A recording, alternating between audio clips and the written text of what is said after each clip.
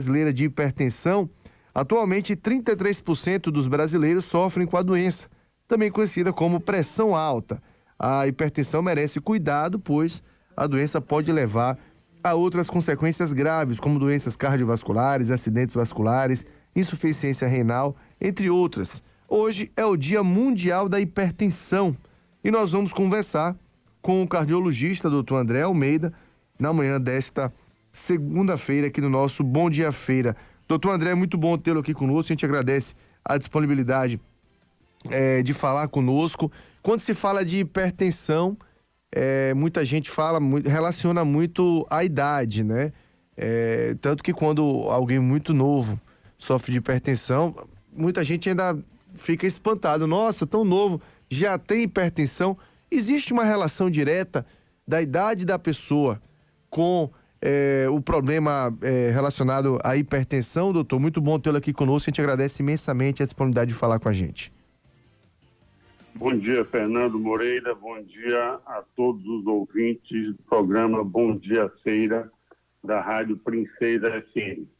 Antes de tudo, Fernando, eu queria parabenizá-lo, a você e a toda a sua equipe pela oportunidade de abordar um tema tão importante para a comunidade em todos os níveis, como é esse da hipertensão arterial sistêmica. Sim, hoje, como definido pela Organização Mundial da Saúde, é o Dia Mundial da Hipertensão. Essa é uma data importante. Esse tema está sendo abordado em todo o mundo por conta de características peculiares da hipertensão. É uma doença absolutamente traiçoeira. Nós vamos abordar isso com mais detalhes, fico à sua disposição. Lhe agradeço o convite e temos muita coisa para esclarecer para os seus ouvintes. Em relação a essa sua questão, sim, quanto maior a idade do indivíduo, maior a chance dele desenvolver hipertensão. Ou seja, se a pessoa com acima de 60, a prevalência no geral no Brasil é 33%. Ou seja, 33% dos adultos acima de 18 anos têm níveis de pressão arterial elevada, acima do preconizado, acima de 14/9, que é o limite máximo. Quanto mais idoso a pessoa é, maior a prevalência dessa hipertensão. Agora, existem também outros fatores que fazem com que facilitam ou favorecem a presença de hipertensão no público mais jovem. E nós podemos discutir quais são esses fatores de risco. Bom, doutor, e algo que se fala também é a questão da hereditariedade, né? Eu queria que o senhor falasse um pouco a respeito disso, se isso é verdade ou mito. A hipertensão é uma doença hereditária também? Existem vários fatores de risco que são coexistentes na hipertensão arterial, Fernando. Por exemplo, o indivíduo do sexo masculino com mais do que 55 anos ou mulher com mais do que 65 anos, indivíduos que fumam, indivíduos que são obesos, indivíduos que têm colesterol alto, indivíduos que têm pais que têm pressão alta, essas pessoas têm uma tendência maior a desenvolver hipertensão. Bom, doutor, e aí, claro que tem uma série de fatores, né, também para evitar. Eu queria que o senhor falasse um pouco a respeito disso, até porque a gente tem uma sociedade que luta contra o sedentarismo, e essa luta contra o sedentarismo, quando se perde, vários problemas vêm relacionados a isso. A hipertensão pode ser um deles, inclusive, né, doutor? Pode sim, pode sim. O grande problema da pressão alta, conforme nós conversamos no início, é que ela é traiçoeira, entendeu, Fernando? Então, assim, é muito frequente no consultório médico, no ambulatório, ou seja, em diversos locais onde é feito o atendimento, a pessoa chega para uma avaliação, por outra, uma queixa outra, não diretamente relacionada à hipertensão, e durante o exame físico, durante a aferição da pressão, nota-se que a pressão está muito alta. assim, a grande maioria das pessoas, mais de 90% das pessoas, cursam com pressão alta sem sentir absolutamente nada. Isso é muito arriscado. Por quê? Porque a pressão alta, mesmo a pessoa não sentindo nada, ela vai comprometendo órgãos vitais.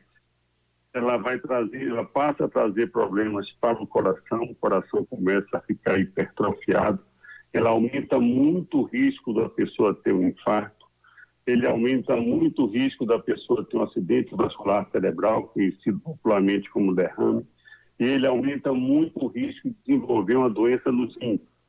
Tanto que a hipertensão, junto com o diabetes, são as duas principais causas que levam a pessoa a fazer hemodiálise. Então, aquele indivíduo que tem a pressão alta e não trata, e não controla, ele está num risco maior de desenvolver insuficiência renal e fazer hemodiálise, ele está num risco maior de ter um infarto do miocárdio, um infarto do coração e de ter um derrame cerebral. E a única chance de você reduzir esse risco é controlando a pressão. O grande problema é que, como as pessoas, na grande maioria das vezes, estão com pressão alta e não sentem nada, eles não procuram um médico por conta do sintoma. Quando ele tem o sintoma devido à pressão alta, é porque já está com algum grau de complicação. Então, a recomendação é fazer avaliações periódicas, avaliações rotineiras, na busca de um nível de pressão elevado que possa ser controlado. E quem são essas pessoas que devem ter um cuidado maior? Justamente essas que eu falei. Aqueles indivíduos que fumam, os indivíduos sedentários, os indivíduos obesos, os indivíduos com diabetes, os indivíduos que têm história na família de que teve infarto de forma precoce, ou seja, pai, mãe, pai ou irmão que teve infarto com menos de 55 anos, mãe ou irmã que tiveram infarto com menos de 65 anos, e indivíduos que têm colesterol elevado. Esses indivíduos estão num risco maior de desenvolver hipertensão e, desenvolvendo hipertensão, eles têm um risco maior de evoluir com complicações. Bom, o senhor falou do colesterol alterado, doutor André, e a gente volta e meia também tem a recomendação, e ouve-se muito falar, da relação de alimentos gordurosos, sal e açúcar. Que relação esses alimentos podem ter com a hipertensão? Sobretudo que se fala muito a questão do sal, né? O sal, em relação à alimentação, é o inimigo número 1 da pressão. Então, assim, o indivíduo, independente se ele é hipertenso ou não, a dieta deve ser uma dieta com pouco sal. Né? E nós conseguimos nos habituar a isso. É preciso que haja um hábito de redução gradativa do sal, que vai trazer benefícios em todas as esferas, particularmente no controle da hipertensão. Eu digo sempre para os meus pacientes, os médicos usualmente dizem para os seus pacientes, que a presença de saleiro na mesa é um péssimo hábito. Porque a presença do saleiro na mesa, você vai acostumando o jovem, a criança, o adolescente, desde cedo a colocar um pouco mais de sal na comida. E se ele vê esse exemplo dos pais, dos tios e dos avós, ele acha que isso é um hábito normal e saudável, mas não é. Não é nem um hábito normal, nem um hábito saudável. A relação da pressão arterial com a quantidade de sal ingerida é absolutamente direta. Quanto maior a quantidade de sal, maior a chance da pessoa se tornar hipertensa. Então, devemos tomar cuidado, sim, com o sal, da mesma forma que devemos tomar cuidado com a ingestão de gordura, principalmente gordura saturada. E devemos tomar cuidado com o excesso de açúcar e de carboidrato. Então, a dieta recomendada deve ser uma dieta balanceada, uma dieta com frutas, com verduras, com proteínas, com baixo teor de gordura e com pouca quantidade de sal. Isso associado a atividade física. Esses são os hábitos que devem ser estimulados, hábitos saudáveis, para a prevenção da saúde. Sabe por quê, Fernando? Porque o melhor tratamento de qualquer doença é a prevenção. Além de ser o melhor, é o mais barato. Sai muito mais barato, tanto na esfera particular quanto na esfera pública, que se estimule hábitos saudáveis de atividade física, de dieta saudável, para evitar a doença, do que esperar ficar doente para depois então tratar. Estamos conversando com o doutor André Almeida, cardiologista, hoje, nesse Dia Mundial de Combate à Hipertensão. Doutor, três alimentos, na verdade, duas bebidas e um alimento que são extremamente consumidos aqui na nossa região, né? O ovo faz parte da mesa, pelo menos do café da manhã, da maior parte das pessoas. Café, a gente tem notado cada vez mais as pessoas adquirindo até mesmo uma espécie de vício na cafeína, né? As pessoas que tomam café o dia inteiro. E bebida alcoólica, né? Cervejinha do final de semana, o vinho, que a gente sabe que socialmente, ou até não, muitas vezes a pessoa consome em grandes quantidades. Até que ponto esses três podem ser vilões também quando se trata de hipertensão? Vamos por etapa. Você falou do café, você falou do álcool, e qual foi o terceiro? Ovo. E o ovo. Muito bem, vamos por etapa. O ovo, coitado do ovo. O ovo foi um vilão durante muito tempo, né? E as coisas na medicina, não existe uma verdade absoluta, Fernando. Não existe. Durante muito tempo se crucificou o ovo como um alimento que deveria ser evitado. Nós sabemos hoje que essa não é a realidade dos fatos.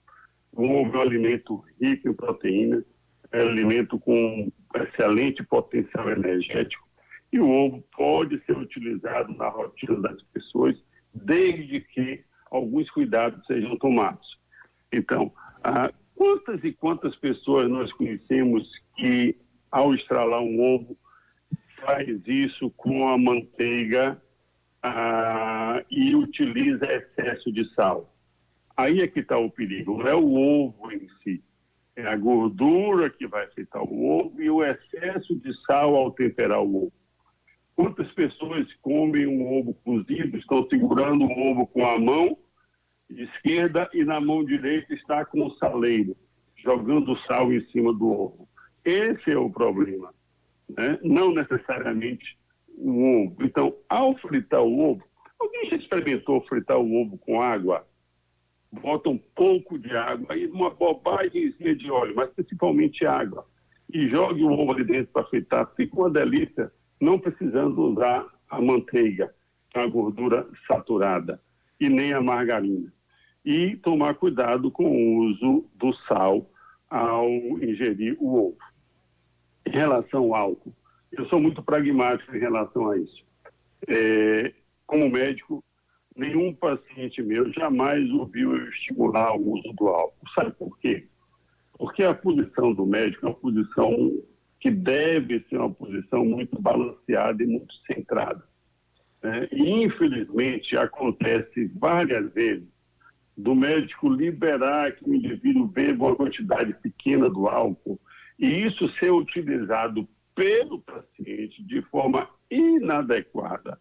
Ao chegar em casa ou junto aos amigos, principalmente frente às esposas, tem paciente que não gosta disso não, mas a gente atinge determinada idade na vida que nos permite dizer essas coisas. E diz, não, foi o doutor que liberou para eu beber a cerveja, foi o doutor que liberou para eu beber isso ou aquilo. Sou contra. Não preconizo o uso do álcool, nem em pequena, nem em média, nem em grande quantidade. Qualquer paciente meu que quiser fazer uso do álcool, ele vai fazer sob risco e responsabilidade dele. Existem alguns estudos que mostram que talvez a pequena quantidade do álcool vai trazer, principalmente do vinho, pode trazer benefício para o coração. Existem esses estudos, sim. Mas existem vários outros estudos que mostram o poder maléfico do álcool para o organismo como um todo, principalmente para o vinho. Desculpe, principalmente para o fígado. Digo mais, o uso do álcool em moderado, não precisa nem ser em intensidade muito alta, em intensidade moderada, ele pode estar associado a problemas cardíacos também. Em intensidade acentuada, então, nem se fala. É uma das causas de uma miocardiopatia chamada miocardiopatia alcoólica. É quando o coração cresce, fica inchado, semelhante a um coração chamado coração de boi da doença de Chagas. Isso está diretamente relacionado ao uso do álcool. O uso do álcool também está associado ao aumento dos níveis da pressão arterial. Então, aqui, como médico, como cardiologista, não recomendo, não apoio, não preconizo o uso do álcool para os meus pacientes. Em relação ao café, todos nós conhecemos um ditado antigo que diz que tudo demais são sobras. Você tomar um cafezinho, 2 no dia, isso não vai lhe fazer mal. Mas você está no trabalho e você está tomando café regularmente, a cada hora, a cada 2 horas você para tomar um cafezinho, isso vai lhe trazer problemas. Sabe por quê? Porque o café, ele é um estimulante para o coração. O café é um dos fatores, um dos elementos que fazem com que o coração bata de uma forma que apresente arritmia, apresente extracístoles ou outros tipos de arritmia. E quando esse café é associado a outras substâncias energéticas, o álcool é a mesma coisa. Vou voltar ao álcool, depois eu entro no café. Vocês jovens que estão ouvindo o programa Bom Dia Feira da Rádio Princesa FM, sob o comando de Fernando Moreira. Vocês que vão para a balada, vocês que fazem uso excessivo do álcool e junto ao álcool usam as substâncias estimulantes que todos vocês conhecem, então, vocês estão procurando problemas. Vocês estão utilizando substâncias que são maléficas para o seu organismo e particularmente para o seu coração. São substâncias que estimulam o coração, aumentam o risco de uma arritmia, muitas vezes fatais, aumenta o risco de elevação da pressão arterial e são substâncias que vão deixar consequências para o seu coração e para o seu organismo como um todo. O grande problema, Fernando, e eu já fui jovem também, embora ainda me considere jovem, mas cronologicamente já não sou, mas quando jovem nós achamos que as coisas nunca acontecem com a gente, sempre acontecem com os outros. E achamos também que nunca ficaremos velhos e que se ficarmos velhos não vamos ter nada dos problemas que os velhos têm. Isso não é uma verdade. Então nós precisamos, vocês jovens precisam começar a se tratar desde cedo. O excesso de bebida alcoólica, desculpe, e a associação da bebida alcoólica com os estimulantes é absolutamente arriscado para o seu coração e para o seu organismo. Voltando ao café, o excesso de café traz problemas sim para o organismo e traz problemas principalmente por aumentar o risco de ter arritmia cardíaca e favorecer o aumento da pressão arterial. Doutor André Almeida, para a gente encerrar, eu queria falar um pouco a respeito de tratamento com o senhor, né? O indivíduo que, infelizmente, não seguiu essas recomendações que o senhor falou, já está com a pressão arterial alta, seja por excesso, né, por excessos diversos, ou por questão hereditária, enfim, a pessoa identificou que tem a chamada pressão alta. Como é que ele faz esse controle e até que ponto ele consegue, né, levar uma vida normal, tendo esse diagnóstico de hipertensão e fazendo uso de medicamentos? Muito bem. Essa pergunta é muito boa, Fernando, e ajuda bastante a orientar os seus ouvintes. De antemão, o que é considerado uma pressão arterial ótima? A pressão arterial ótima é aquela até 120/80, ou 12/8. Termina dando no meio. Mas vamos uniformizar. 120/80, essa é a ótima. Então, e se eu tiver uma pressão de 130 por 85, 130 por 84, essa ainda é considerada uma pressão normal, mas a ótima é abaixo de 120 por 80, é aquela que não vai trazer risco de lesão nos seus órgãos principais, cérebro, coração, retina, olhos, rins. Quando é que eu sou considerado uma pessoa hipertensa? A hipertensão, a Sociedade Brasileira de Hipertensão, ela classifica em estágio 1, estágio 2 e estágio 3. Se você tem a pressão arterial acima de 140 por 90, você já é considerado hipertenso. Se a sua pressão estiver entre 130 e 140, a máxima, e 85 e 89, você é considerado pré-hipertenso. Então, nós já estamos falando aqui, respondendo a sua pergunta, naqueles indivíduos que têm a pressão arterial maior do que 140 por 90. Esse já é o estágio 1. Mais alto é o estágio 2 e mais alto ainda o estágio 3. O tratamento das pessoas com pressão alta, ele não se resume ao uso dos medicamentos. O uso dos medicamentos é extremamente importante e cada grupo populacional tem os medicamentos mais indicados para o melhor controle da pressão arterial. Se você é jovem, você tem determinado tipo de medicamento. Se você é idoso, outro tipo de medicamento. Se você teve um infarto, outro tipo de medicamento. Se você é diabético, outro tipo de medicamento. Se você é negro, outro tipo de medicamento. Se você é branco. Existem várias classes de medicamentos e os médicos aqui estão que têm este conhecimento para indicar, olha, para fulano, que tem 55 anos, é homem, é da raça negra, já teve um infarto, o melhor medicamento é esse, ou esse associado àquele.